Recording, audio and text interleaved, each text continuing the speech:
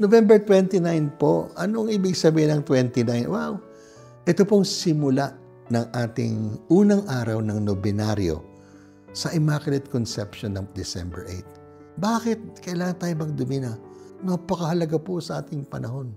Kasi panapanahon to, nagkataon matanda po ito nakipag-usap sa inyo. Naalala ko, 40 years ago, December 8, 1985. Nagkatipon-tipon ng mga Pilipino, led by Cardinal Sin, sa Luneta, sa Quirino Grandstand po. At nagmisa po halos higit kumulang ng 2 milyong katao. And with that, syempre, after Ninoy's death in 1983, there was something that was brewing. And with that dedication of the National Marian Year that was culminated with a beautiful Mass on the Immaculate Conception of 1985. I don't know why there was a snap election announced by Ferdinand Marcos Sr. And history is that next year, February 25, the fruit of that national election, of that prayer to the Blessed Virgin Mary of the Immaculate Conception, is a different country. A new hope with the EDSA Revolution. Mga kapatid, naniniwala ba kayo sa kapangyarihan ng mahal na Birhen? Kasi International Marian Year, ginawa rin niya ng Pope. Ni Pope John Paul II, 1988 po naman yan. August 15.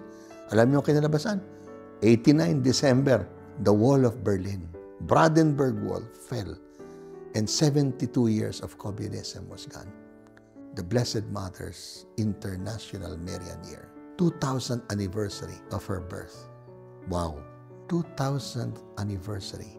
And 25 years of Jesus' birth. Can this not usher in a new birth to our nation, a new birth to our people? Alang-alang po sa ating kabataan. Bakit? Mahalaga po ang Immaculate Conception Kasi siya po ang patron ng Pilipinas.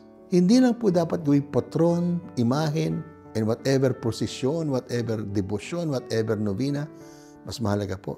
Gawin nating immaculate po ang ating mga desisyon, ang ating mga aksyon, ang ating mga pagbibili, ang ating pag-iisip, ang ating agendas, gawin natin makulamon. Ibig sabihin, sinful.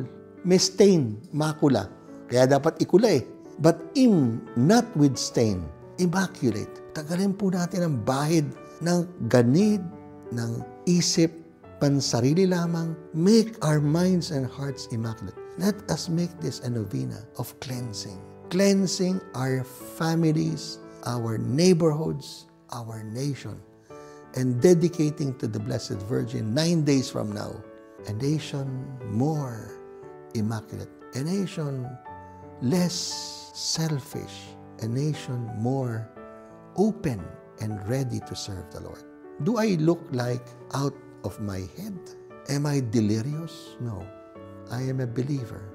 More than being a delirious person in front of you, I bank on the goodness that God has placed in your heart.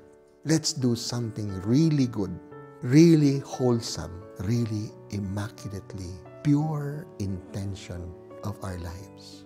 May the Blessed Virgin assist us in this endeavor.